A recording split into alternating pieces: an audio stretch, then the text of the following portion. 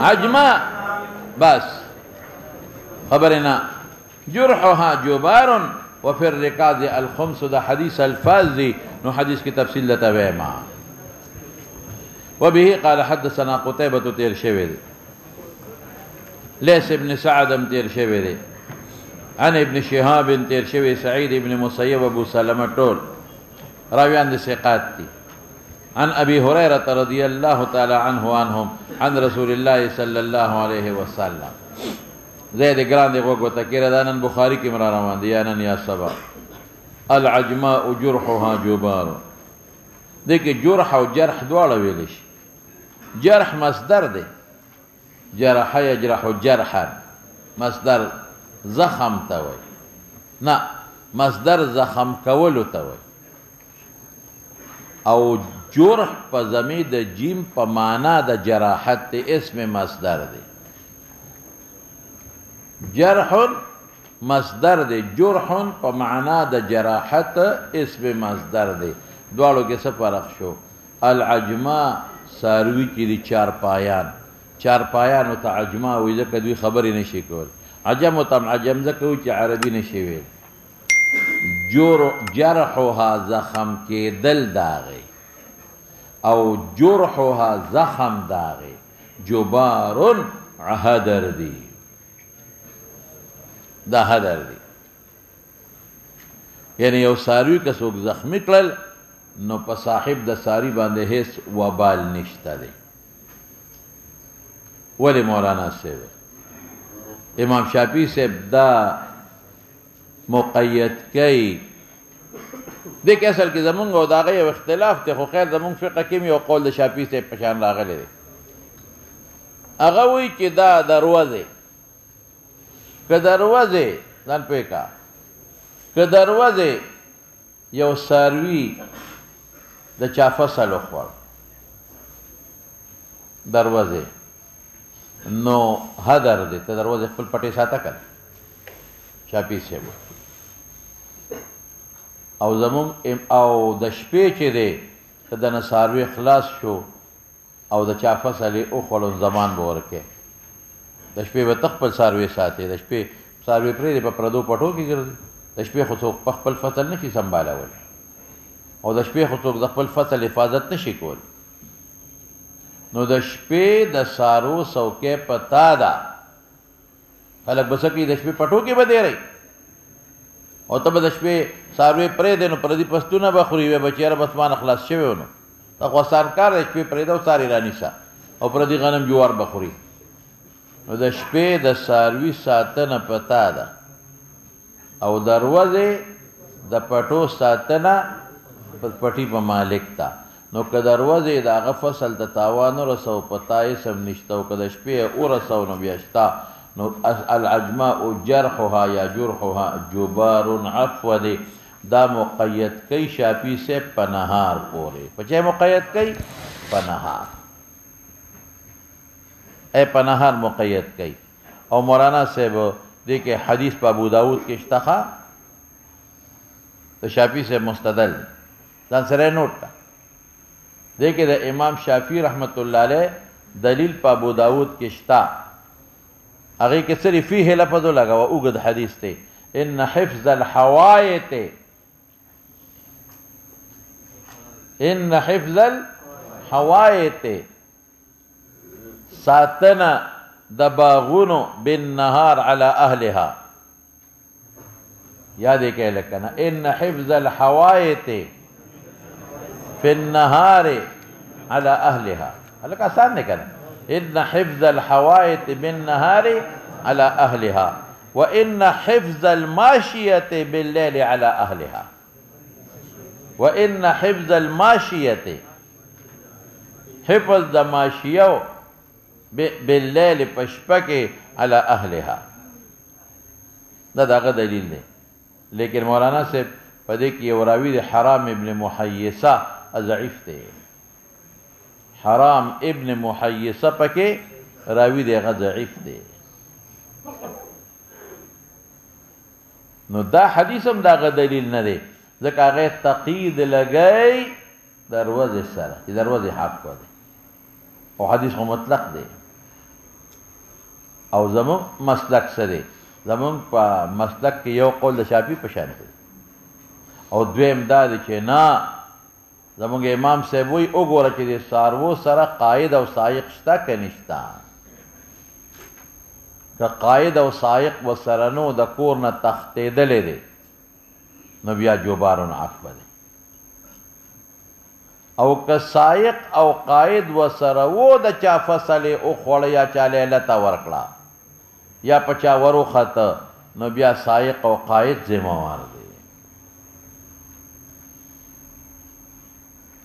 زمون په مسلک کې یو قول د شافعي سره دی دویم قول دا چې موږ ورځ او شپې ته نه ګورو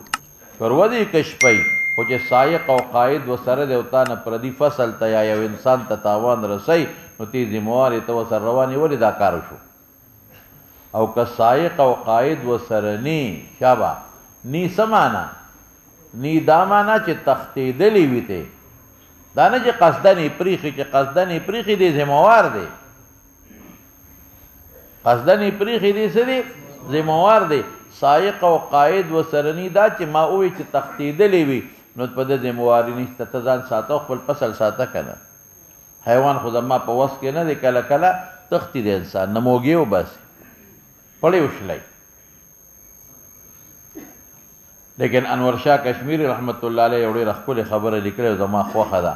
هغه وایي دارومدار په عرف دی وایي په چا دی عرف کې وګوره په عرف کې دروازې خلکو خپل پټي ساتل او تا نه څاروي ورغې او پردې فصل یې وخوړه نو په تا ذمهداري نشته او که په عرف کې خلکو دروازې نه ساتل تا ته وایي څاروي دې خپل ساته نو بیا در باندې شته اعتبار عرف لدی والمعدن جبار معدن جبار څه معنا تا یو کان په مزدورانو کنستېده او هغې کې یو مزدور مړ شو جبارون هدر دی پتا زمان نشتا خدا کله چې دا کان دی په خپل ملک کې کنسته یا د بادشاه په اذن دی کنسته او که په پردي ملک کې دی غصب وکړو او مزدوران دی بوتلل او کان کنه او څوک پکې مړ شو زمان دیت به ورکوي بیا دا معدن چې په خپل ملک کې یا د بل په ملک کې د هغه په اذن وي یا د بادشاه په اذن وي نو الا او که په پردي ملک کې د غصب په ملک کې د کان کنستېده او مزدور پکې مړ شو بیا در باندې دیت شته ګورې دا مطلق نشو والجبر بئر جبار کوی هدر دی څه مطلب که کوی دی کنستېده او مزدور پکې مړ شو وبال در باندې نشته دیت نشته دام الا چې په خپل ملک کې دی کنستېده یا په پردي ملک کې د ټیکا غشتې رکنی د هغه په اذن دا الا کوی په ټیکا خلک والي پردي ملک کې کنه د هغه په اذن کنی بیا الا او که چرته په زور دی په خپل ملک کې نه وي په زور دی رچا ځمکه ونیوله او پکې کوي کنی او مزدور مړ شو بیا زمان در باندې شته یا د لارې په غاړه باندې کوي کنی او مزدور پکې مړ شو بیا شته وفي الرکاز الخمس رکاز څه ته ویل کېږي رکاز ما رکزه فی الارض چې په ځمکه کې کم شی ښخ شوی دی ای کې خمس دی اوس په مولانا صاحب راشو دی اخیري خبرې لره رکاز کې خمس دی دو سیزونه دی کاکا جی یو معدن دی یو رکاز دی معدن خاص دی رکاز عام دی سبے ہوئی معدن خاص دی رکاز عام دی معدن اغی ته وی چې الله تعالی یو شی په ځمکه کې ودیعتن ایښو دی مونږ ورته پښتو کې کان وایو الله ودیعت ایښو دی تیل دی په ځمکه کې دا معدن دی گیس تی په ځمکه کې دا معادن دی، یاقوت دی په ځمکه کې دا معادن دی، زمرد دی په ځمکه کې دا معادن دی، کویله د په ځمکه کې دا معادن دی. ځان په پوه کې نن سبا په دې غرونو کې کرومایټ یو کاڼی دی، بلوچستان کې زیات دی، خلک یې روباسي او خرڅوي یې، دا معادن دی. معدنیات جمع ده، معادن جمع ده، معدنیات مونږ اردو کې ورته وایو. نو معادن هغې ته ویل کېږي چې الله تعالی په ځمکه کې ودیعتن کم شیان ایښودی، ته معادن وایي. او رکاز عام دی، په معدن هم اطلاق کېږي او په دفینې د جاهلیت هم اطلاق کېږي. دفینه د جاهلیت څه؟ تا په ځمکه کې قدرتي طور نه داسې شي ومونته چې بل چا نه پکې خښ پاتې دی. لکه دې زمانه کې بعضې خلک دا ځای نه لټوي او په هغې ځایونو کې دغه روځي، سره زر روځي، د سرو زرو روپۍ روځي، پیسې پکې روځي، ډیوه پکې روځي، کالي پکې روځي، زیورات. دې ته څه ویلې کېږي؟ رکاز. نو رکاز اطلاق په معدن هم کېږي زمونږ په نس، او د رکاز دفینې د جاهلیت ته هم وایي. اوس راشه مولانا صاحب، لاول به دا رکاز مخکې کو، معدن به وروستو کو. حکم یې څه دی؟ رکاز که تا داسې یو کور واغېشته او په هغې کې تا یو خزانه ومونده، نو که مالک یې معلوم و خو هغه له به ورکړي. تا کور د چا نه په بیه واغېشت مثلا، او هغه کور دی لټاو، هغې کې الماری کې پیسې راووتې یا بل شی راووت سره او سپین، نو خو چې چا مالک دی هغه له به یوسې که هغه نه به تپوس وکړي چې وروره دا ستا کور تا نه ما واغېسته او ما جلنده کوله کو دا شی پکې پاتې دی، دا خو دا بکړه. او که مالک یې نی معلومه، مالک یې نی معلومه، داسې یو شی دی ومونته، لکه مثلا دا کور شلو کسو یو بل باندې خرڅ کړی اغېشتی دی، او ته پرش ماته و او د پرش لاندې پکې سره ووتل، یا دیوال دی ماته و او چېرته چا دیوال کې د غلو نه یو شی پټ کړی و، څه پته لګي چې د دغه مالک و که د بلو که د بلو که د بلو، نو حکم یې د لقطې دی. علامه محفوظه که او ده ته مو ووایه او نورو ټولو ته ووایه، وایي دقسې یو شی ما په دیوال کې موندلی نښه راته وښایه. یا لکه پوهېږې په خبر، حکم یې څه دی؟ د لقطې دی. د لقطې باب را روان هم دی او تېر شوی هم دی، او باب مستقل را روان دی، صبر کوه. د لقطې دا حکم دی چې تعریف یې وکړه، که مالک معلوم شو وله به یې ورکړې نښه یې درته وښولې یا دوه ګواهان، او که مالک یې معلوم نه شو نو که ته فقیر په خپل استعمال کې راوستی شي، او که مالدار یې تصدق به پرې کوې. خو ایم ما کان، که تصدق دې وکړې یا خپل استعمال کې دې راوستل، وروسته مالک پیدا شو بیا به یې مثل ورکوې، یا که هغه شی هغه به ورکوې، یا به قیمت ورکوې. یا لکه پوهېږې په خبره. او که چېرته داسې شی دی وبونته په کور کې چې هغه علامه د جاهلیت یې پکې لرله، لکه بنیادونه د ویستلو په هغې کې زړې د 300-400 کالو د زمانې روپۍ راووتلې. او هلکه دلته خو په د علاقې هندوان تېر شوي وو، زمونږ په د علاقې هندوان مخکې تېر شوي وو، دا خو د هغوی نه پاتې شعر دی، دا خو زما د دې ده نه دی. نه پوه شوی په خبره. که مالک معلوم و څه به وکې؟ ور به کې. که مالک معلوم نو د حکم د لقطې. او که چېرته د جاهلیت د زمانې نښه وه چې دا زمونږ د اسلام د راتلو نه پس د چا شی نه دی، دا د کم وخت شی دی پکې، دا د جاهلیت د زمانې شی دی پکې، نو بیا دا ستا دی، خو خمس به پکې ورکې، بیت المال له وفي الرکاز الخمس. نو دا مطلق نشو، ګورې ټول مطلق نشو. په رکاز کې حکم که خمس کله دی ووایه مولانا صاحب، چې د جاهلیت د زمانې وي نو خمس دی. اوس راشه مولانا صاحب معدن کې څه دي؟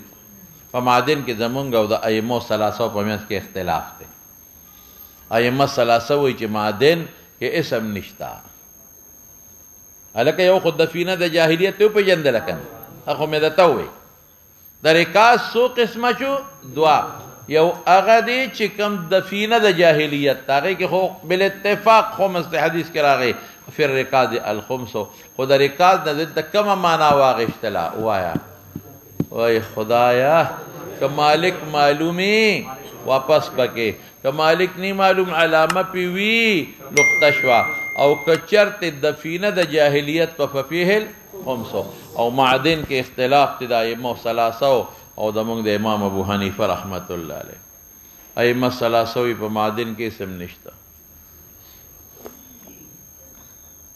او استما په خپل ملک کې زکان استل کوم په خپل ملک کې یاقوت مرجان یا دا نور شیان پکې راوتل اسم نشته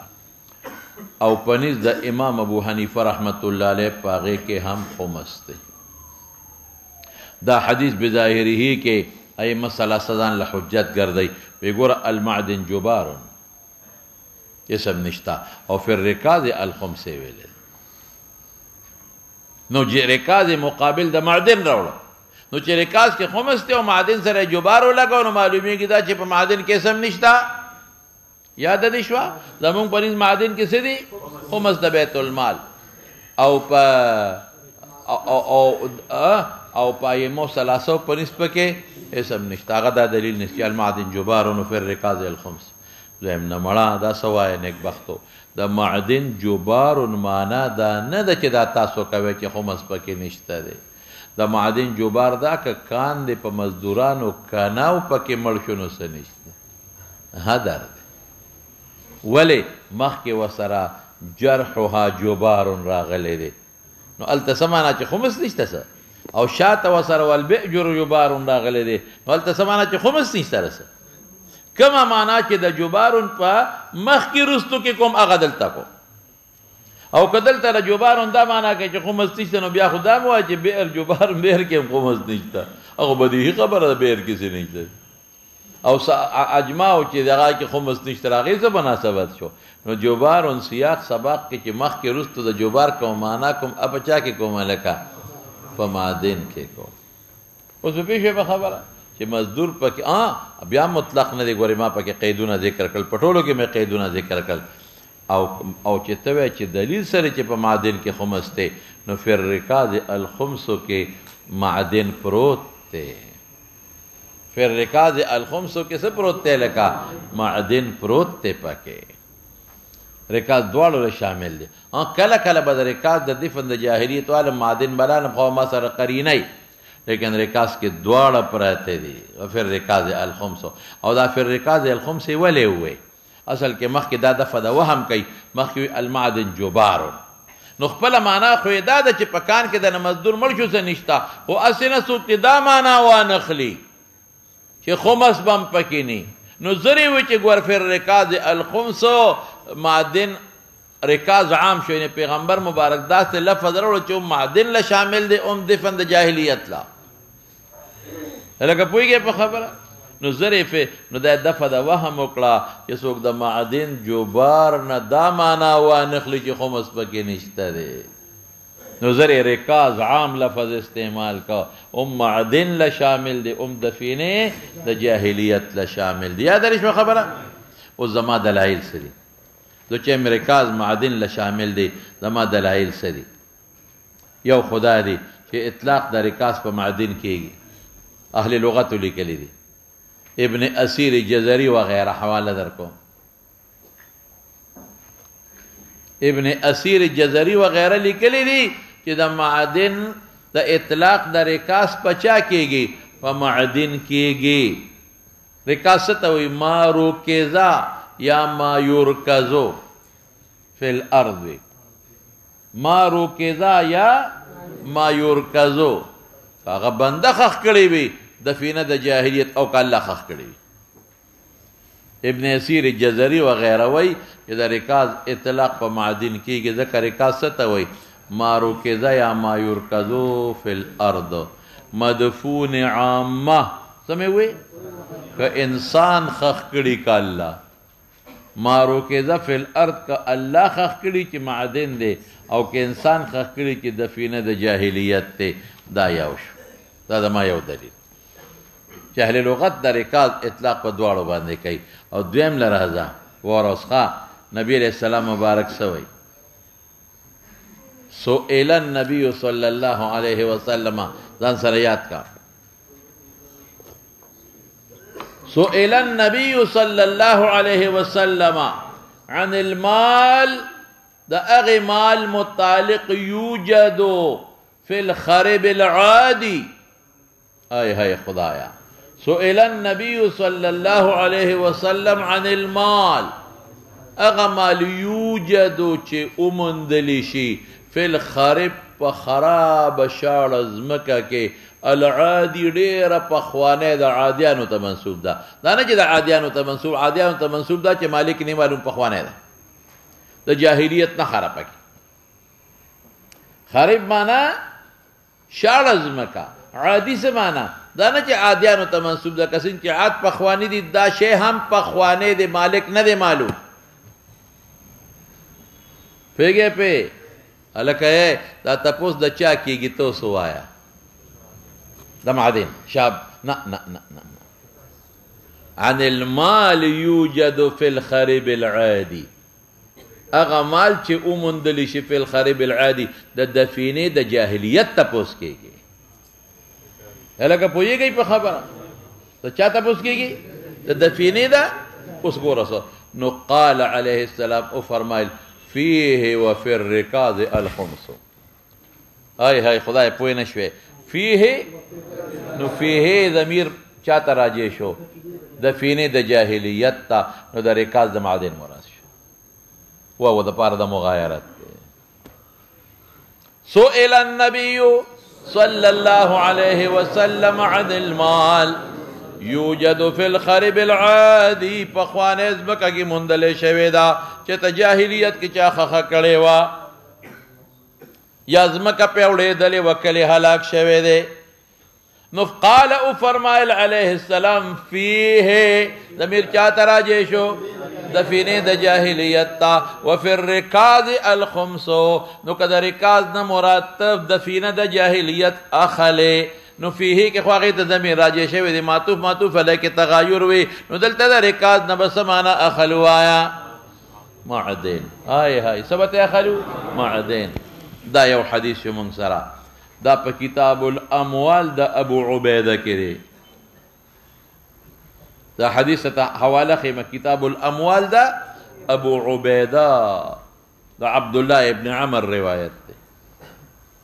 کتاب الاموال د ابو عبیده د عبد الله ابن عمرو ابن العاص رضی الله عنه روایت دی او زما مولانا دریم دلیل په حاشیه کې دی وته وګوره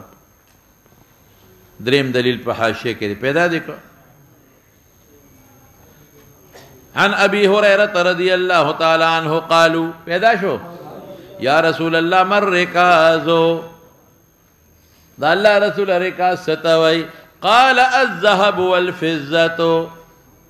ذهب او فضه الذي خلق الله في الارض يوم خلقها الک معدن شو کنه شو الذهب والفضه الذي خلق الله في الارض يوم خلقها ذهب او فضه چې الله پاک پیدا کړی په کومه چې مکه پیدا کړی دا وایو سو معدن شو کنه شو دا د کاز اطلاق بچاو شو رسول الله مبارک پیاره اطلاق کینو ته پکې څه خبره کې نو رکاز اطلاق په چور رکاز کې خمس دے دا زما دریم دلیل سلورم دلیل میں مولی کا وائل ابن حجر رضی اللہ عنہ دے سلورم دلیل دا وائل ابن حجر ازان سر نوٹ کا حين ارسلها النبي صلى الله عليه وسلم الى اليمن وائل ابن حجر نبی علیہ السلام یمن تلے گلے حين ارسله النبي صلى الله عليه وسلم الى اليمن وكتب له الصحيفة يو صحيفة ولا رسول الله مبارك لك وفيه لفظ لك بين القوسين وائل ابن حجر حين أرسله النبي صلى الله عليه وسلم إلى اليمن وكتب له الصحيفة صحيفة ورتلك له وفيه لفظ لك وفي السيوب الخمس سمعوا سيوب پسین سرده وفي السيوب سين سرده سيوب کے الخمس ابن اسیر جزری سوی وصولی کا قال ابن اسیر دا لغت امام قال ابن الأسير الجزري، قال ابن اليسير ابن أسير الجزري وهو المال المدفون في الجاهلية. ألا وهو المال المدفون في الجاهلية أو المعدن، وهو المال المدفون في الجاهلية أو المعدن. جمع سيب، جمع سيب سين يسرا.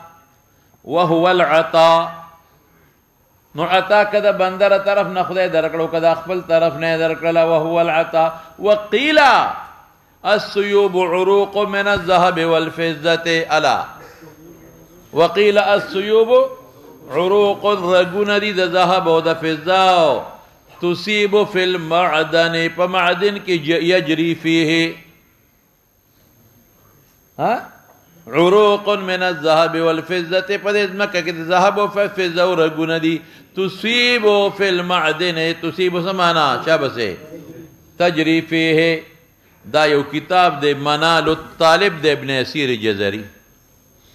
منال الطالب سموي، منال الطالب د ابن اسیر جزری غي کې ده. نو دا سرور دلیل مې درته وي. نو خلاصه دا کلام دا شو چې هغې معدن جوبارون ما استنباط کوي. ما د هغې معنا وکړه، یاد لرې ده که نه؟ او که ته وایې چې بیا وفي الرکاز الخبث مقابله کې ولې راوړو، ما وایي چې رکاز چاله شامل شو، شابسې دواړو له دفع د وهم کې د هغې د وجې نه. وفي الباب عن انس مسند احمد کې دی، عبدالله ابن عمر مستدرک د حاکم کې دی، عبدالله ابن عمر مستدرک د حاکم کې دی، د عباده مستند احمد کې دی، عمرو ابن عوف مزنی ابن ماجه کې دی، جابر مستند احمد کې دی. ورپسې شه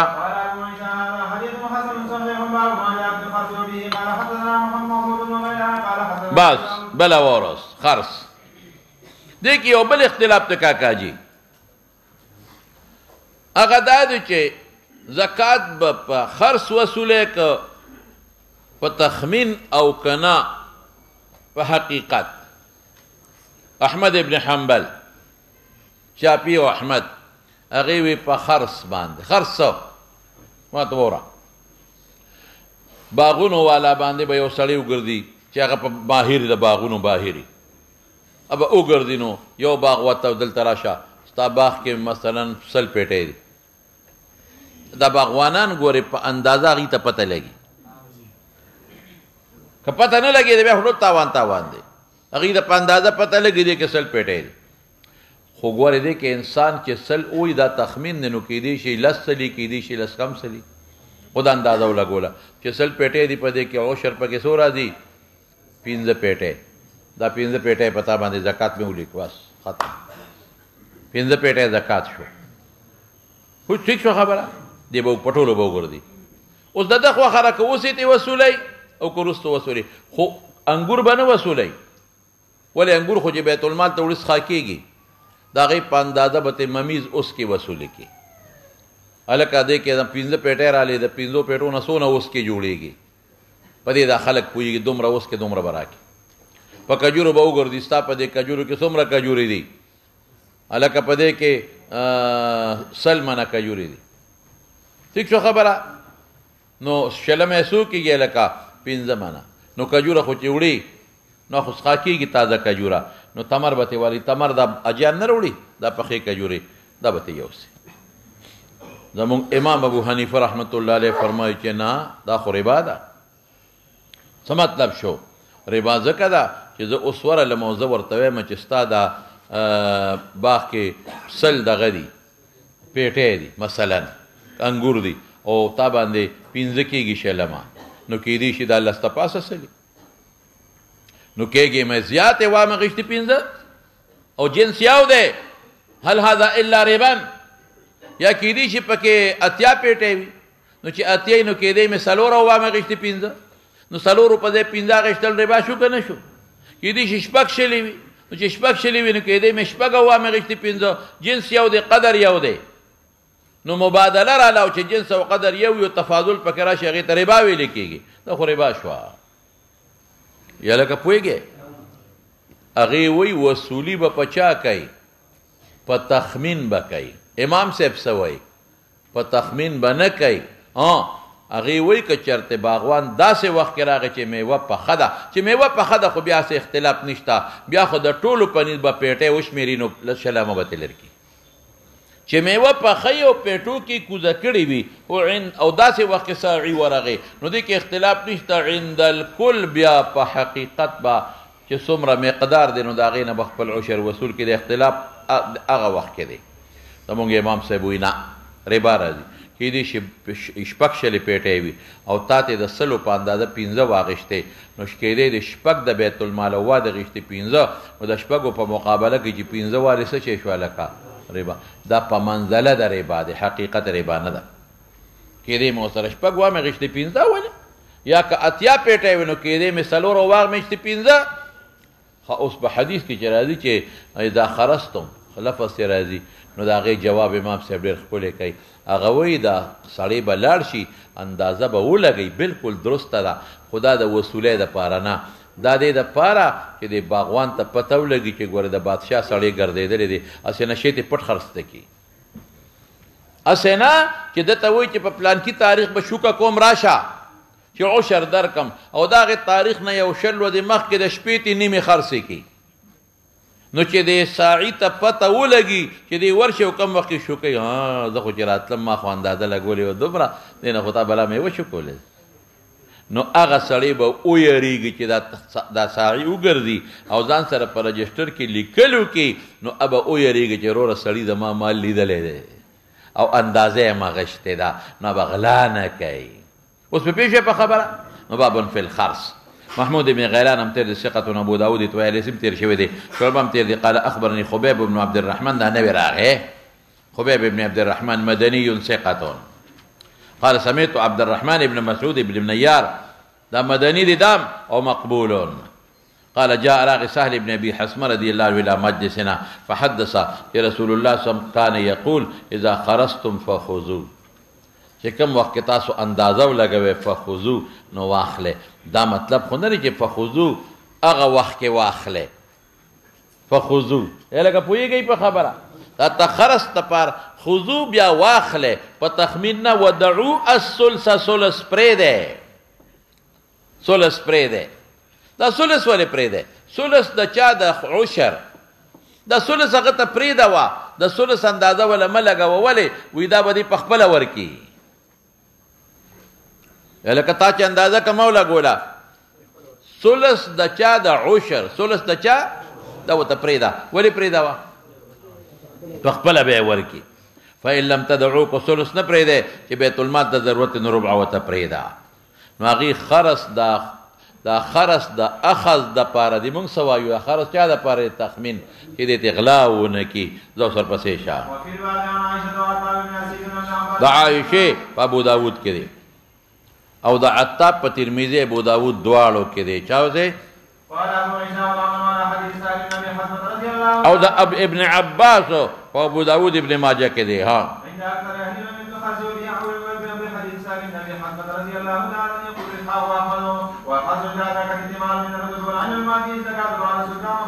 اذا ادركت فخش میوه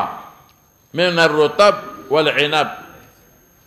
خو مما فيه الزکات قید دی لګی دی نه لګومه مما فيه الزکات کم دی چې 5 وسقو ته رسېدلي وي ذکر ده پنځ خو د 5 وسقو نه په کم کې زکات شته نه یعنی عشر دا قاعده کې لګی نو بعث سلطان خارسا فخرس عليهم والخاص ان ينظر من يبصر ذلك چې څوک په دې پوهیږي عام سړی نه فيقول يخرج من هذا من الزبيب كذا ور اوس کې بواجه ومن التمر پخې كذا فيحصي عليهم دا په شمیر یعنی وابلی وينظر او نظر به کی مبلغ د عشر د دینا نو ثابت په کی په کوسوس کې راکې او کبیا راکې کدا تمر اوس راکې او کبیا ثم يخلي بينهم وبين الثمار فيصنعون ما حبوا خلاص شوا واذا ادركت کې ټول متفق دي ښا کم یو کې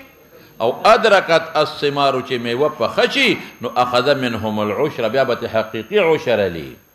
بیا په تخمیننا هكذا فسره بعض اهل العلم وبهذا يقول مالك والشافعي واحمد واسحاق او زمون دلیل هغه چې نهى رسول الله صلی الله علیه وسلم عن المزابنه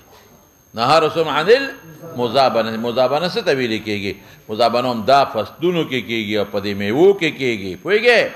محاقله او مزابنه چې زما پې کېږي ډېره والم ته کمه او جنس یو وي. ورپسې شه ثقة محمد ابن صالح التمار صدوق يخطئ شبه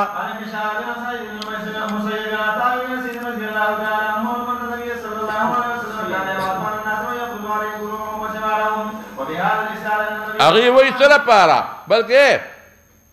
د شافعي او د مالک یو شاذ قول احمد سره دی. د شافعي او د مالک مشهور قول د امام ابو حنیفه سره دی. ها حدیث ضعیف ته صاحب ضعیف ته محمد ابن صالح پکې راغی صدوق یخطئ. ها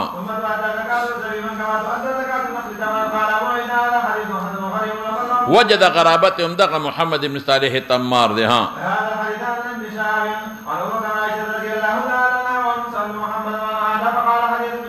فخبل وی غیر محفوظ دی. ها شبه بالحق عامل سره لګیږي چې په حق صحیح طریقه ظلم نه کوي او د خلکو نه زکات او عشر وصول کړي ډېر لوی اجر او ثواب دی پکې. شبه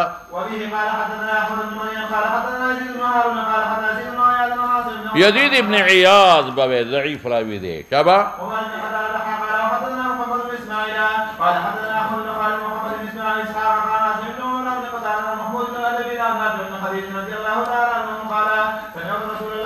صلی الله علیه وسلم بالحق عامل سره لګیږي چې په صحیح طریقه په حق عمل کې ظلم نه کوي. کالغازی فی سبیل الله حتی یرجع دی غازی سره هم لګیږي او د عامل سره تر څو چې کور ته را رسېدلي ټول د الله لار کې دی. ولې دواړه فی سبیل الله وتلي دي. د دواړو فایده بیت المال ته را روانه ده. د مجاهد هم را روانه ده خمس د بیت المال په غنیمت کې او د فایده بیت المال ته دواړه د مسلمانانو دپاره خدمت کوي. نو دا تلل راتلل ټول اجر او ثواب دی. ها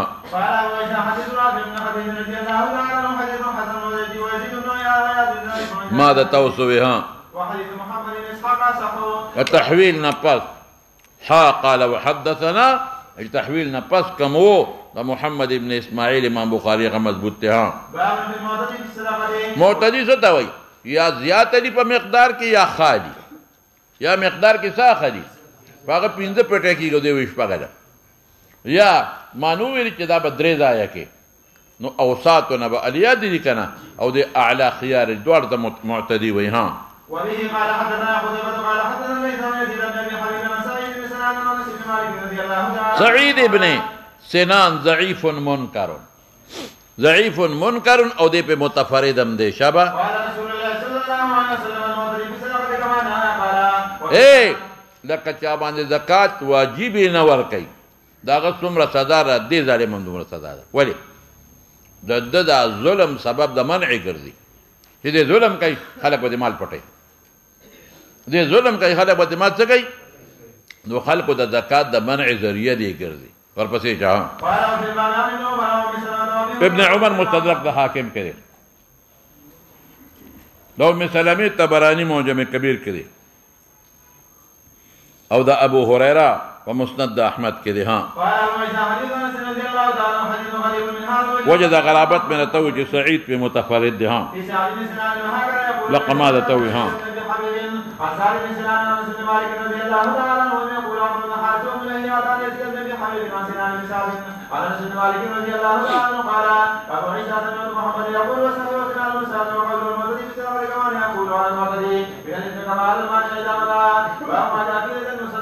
چې کوم مصدق زکات غونډي خوشاله ساته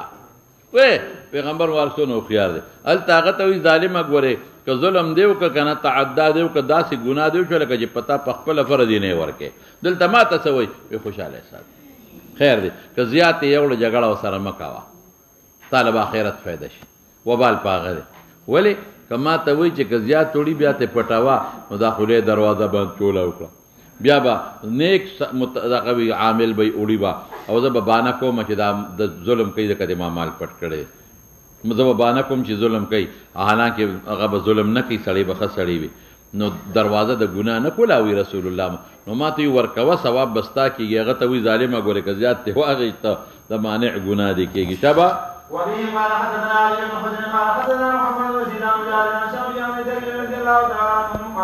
قال النبي صلى الله عليه وسلم اذا دعاكم صدق فلا يفارقكم بنا الا امرنا وبه قال حدثنا ابو عمار قال حدثنا سفيان بن داود عن شعبي عن جابر رضي الله تعالى عنه عن النبي صلى الله عليه وسلم نحوه قال ابو عيسى حديث داود عن شعبي يصح من حديث مجالد وقد مجالد بار بار تیر شوی چې ضعیف راوي دی مجالد ها دیکھ دا دی راغی ها وقد دعا مجالد بعض اهل العلم وهو كثير الغرض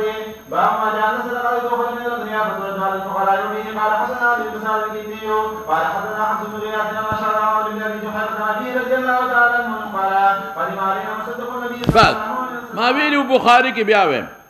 امام شافعي وای کنه دا معنی دی ویلي شافعي صاحب وای چې په کم ځای صدقه واجب شوم په هغه فقراو به تقسیمه بل خار ته منتقل کې البت که دلته فقرا نو مصارف نو بیا بیت المال ته وړی شي او که دلته مصرف و نو دا به په دغه علاقې په فقراو به تقسیمه بل خوا به نه وړي یاد لري خبره څه وایي او دقه هلته به تقسیمه چې کوم ځای کې وصوله او په اصناف ثمانیو کې به تقسیمه او که اصناف ثمانیه نو یا یو صنف نور نو بیا ته وړی شي د هغوی دپاره د شافعي صاحب دلیل دا حدیث دی لیکن وګوره راویانو ته دې وګوره علي ابن سعید کندي ثقتون حفص ابن غیاث ثقتون او اشعث ابن سواری کندي ضعیف راوی دی سال درا لیکن زه به یو خبره وکړم دی خو ضعیف دی او مولانا صاحب په مسلم کې متابع موجود دی په مسلم کې متابع موجود دی ځاوس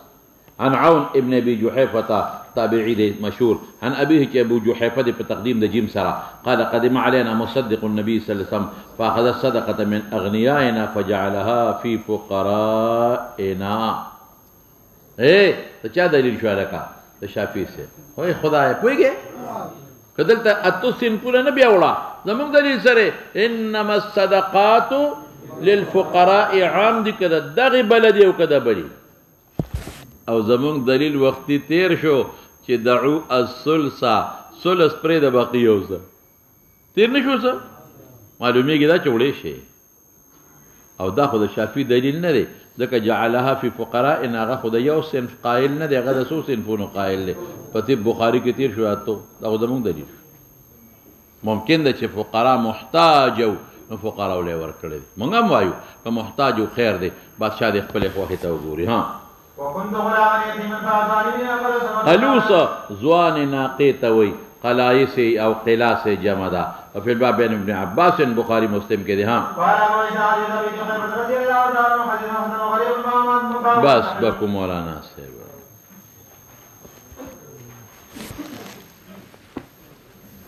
دبل کتاب دی واړو